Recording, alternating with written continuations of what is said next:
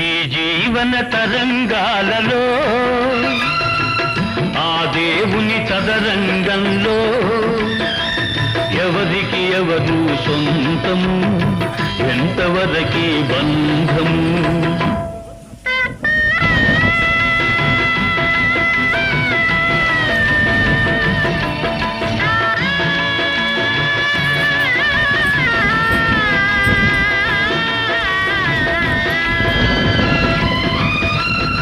కడుపు చించుకు పుట్టిందొకరు, కాటికి నిన్ను మోసేదొకరు,